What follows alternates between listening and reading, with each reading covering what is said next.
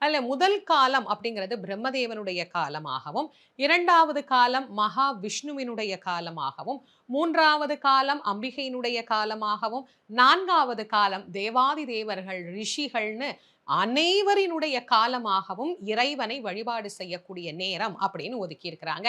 இந்த காலங்கள் அப்படிங்கிறது கோயிலுக்கு ஏற்ற மாரி மாறும். சில கோவில்கள்ல 6 மணி, 6:30 மணி, சில கோவில்கள்ல 7, 7:30, சில கோவில்கள்ல 8 மணி அப்படிங்கிறது முதற்காலம் துவங்கும். உங்களுக்கு பக்கத்துல இருக்கிற கோவில்கள்ல எது முதல் காலம் அப்படிங்கிறத கேட்டுக்கோங்க. அதனுடைய அடிப்படையில நீங்க உங்களுடைய வழிபாட்ட செய்யலாம். கோயிலுக்கு போய் நீங்க செய்றதுன்னா என்ன செய்யணும்? வீட்ல இருந்து கும்புறதுன்னா என்ன செய்யணும்? 2யுமே இப்ப தனித்தனியா பார்த்துருவோமா? முதல்ல கோயிலுக்கு போறீங்க அப்படின்னா, பலரும் சிவராத்திரிக்கு குலதெய்வம் கோயிலுக்கு போவாங்க. அப்படி நீங்க போற கோயில் அம்பிகையினுடைய கோயில், அங்க சிவனே கிடையாதுன்னா, காலையில வீட்ல இருந்து நீங்க கிளம்புறதுக்கு முன்னாடியே சிவபெருமான வழிபாடு பண்ணிட்டு, ஒரே ஒரு வில்வ இதழாவது அன்னைக்கு சிவபெருமானுக்கு வச்சுட்டு, அதுக்கப்புறமா நீங்க கிளம்பி உங்களுடைய குலதெய்வம் கோயிலுக்கு போகலாம். நாங்க போறதே சிவன் கோயிலுக்கு தாம்மா, சிவராத்திரி வழிபாட்டுக்கு தான் நாங்க போறோம் அப்படின்னா, வீட்ல உங்களுடைய தெய்வத்த வழிபாடு பண்ணிட்டு, நீங்க அந்த சிவபெருமானுடைய கோயிலுக்கு போலாம். காலங்கள் தோறும் அபிஷேகம் நடக்கும். எதுல உங்களுக்கு போய் பார்க்க வாய்ப்பு இருக்கோ, அதுல போய் நீங்க பாருங்க. அப்படி இல்லன்னா, ஏதாவது ஒரு அபிஷேக பொருள், பாலு, தயிரு, இளநீ, சந்தனம், பன்னீரு, விபூதி, இப்படி என்ன உங்களால வாங்கி குடுக்க முடியுதோ, அத வாங்கி குடுத்துட்டு, அபிஷேகத்த நாம அந்த இறைவனுக்கு எப்படி நடக்குது, இரவு முழுக்க எல்லா காலங்கள்லயும் அபிஷேகம் நடக்கும். நமக்கு எது முடியுதோ அதுல கலந்துக்கலாம். இதுல பெரிய கோயில்கள நாடித்தான் போகணுமா? சின்ன சின்ன கோவில்கள் நெறைய இருக்கு. அங்கெல்லாம் போனாலும் இதே பலன் கிடைக்குமா? அப்படின்னு சில பேர் கேட்கிறீங்க. எல்லாமே சிவம் தானேங்க. அதனால எளிமையான சின்ன கோவிலா இருந்தா கூட, அங்க ஒரு விளக்கேத்த கூட வழி இல்லாம இருக்குது அப்படின்னா, அன்னைக்கு இரவு முழுக்க நீங்க அங்க ஒரு 4 கால அபிஷேகத்துக்கு ஏற்பாடு பண்ணி, அங்க போய் நீங்க அந்த பெருமான வழிபட்டு பாருங்க. கண்டிப்பான முறையில உங்களுக்கு முழு பலனும் கிடைக்கும். அதனால தான் பெரியவங்க அந்த காலத்துல என்ன சொன்னாங்கன்னா, சிவராத்திரிக்கு குலதெய்வம் கோவில்ல விளக்கு எரியணும். அன்னைக்கு அந்த தெய்வத்த வழிபாடு பண்ணணும் அப்படின்னு. ஏன்னா, குலதெய்வம்னாலே கொஞ்சம் சின்ன சின்ன கோவில்களா நெறைய இருக்கும். அத நாம பராமரிக்காம விட்டுறக்கூடாது அப்படிங்கிறதுக்காக.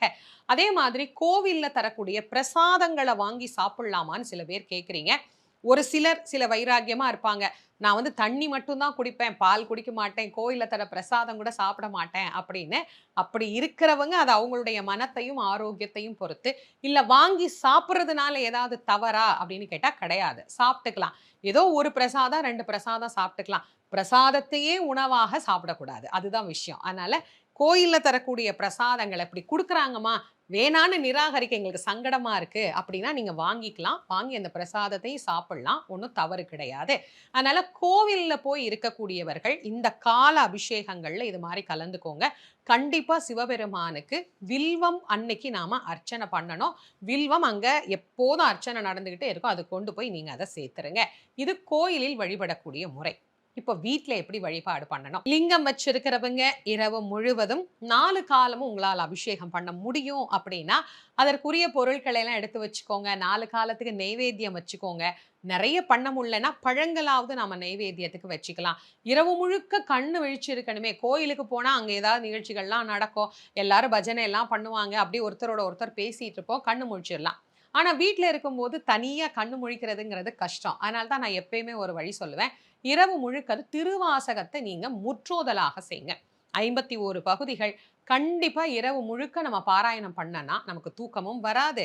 அந்த இரவுல திருவாசகம் பாராயணம் பண்ணின முழு பலனும் நமக்கு கிடைக்கும். அது மாதிரி உங்களுடைய வழிபாடு எது சரியா இருக்குமோ, அதற்கு ஏற்றார் போல வீட்ல உங்களுடைய வழிபாட்டை அமைத்துக் கொள்ளுங்கள்.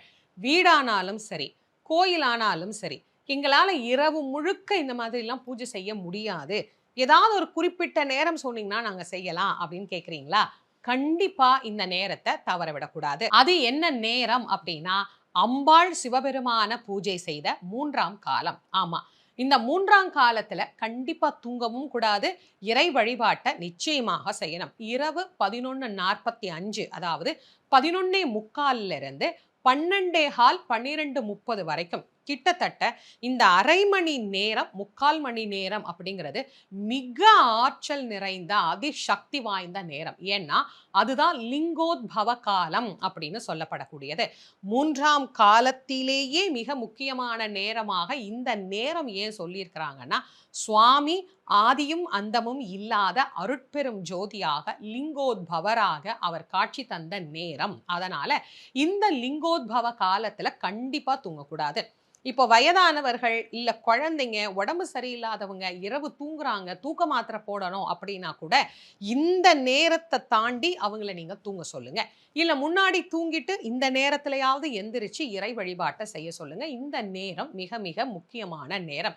இதுல சிவபுராணம் பாராயணம் பண்ணி ஒரே ஒரு வில்வ இதழ நம்ம சுவாமிக்கு வச்சோம்னா இந்த பிறவி நோய் என்பதை இறைவன் நீக்கி பிறவாமை என்கின்ற பெரும் வரத்தை நமக்கு பெற்றுத்தரக்கூடிய ஒரு உன்னதமான சக்தி வாய்ந்த நேரம் அப்படின்னா இந்த நேரம். இதை மறந்துடாதீங்க. அதே மாதிரி நம்ம வீட்ல ருத்ராட்சம் வச்சிருக்கிறோம், இல்ல நம்ம கழுத்துல ருத்ராட்சம் போட்டிருக்கிறோம், வீட்ல சின்னதா கூட ஒரு சிவலிங்கம் இருக்கு அப்படின்னா இந்த நாள்ல சிவன் சம்பந்தப்பட்ட எந்த பொருட்களாக இருந்தாலும் அதுக்கு அபிஷேகம் செய்யணும்னா அபிஷேகம் செய்யணும், அல்லது அதை புதுப்பித்துக் கொள்ளுவதற்கு இந்த நேரத்தையும் நாம பயன்படுத்திக் கொள்ளலாம்.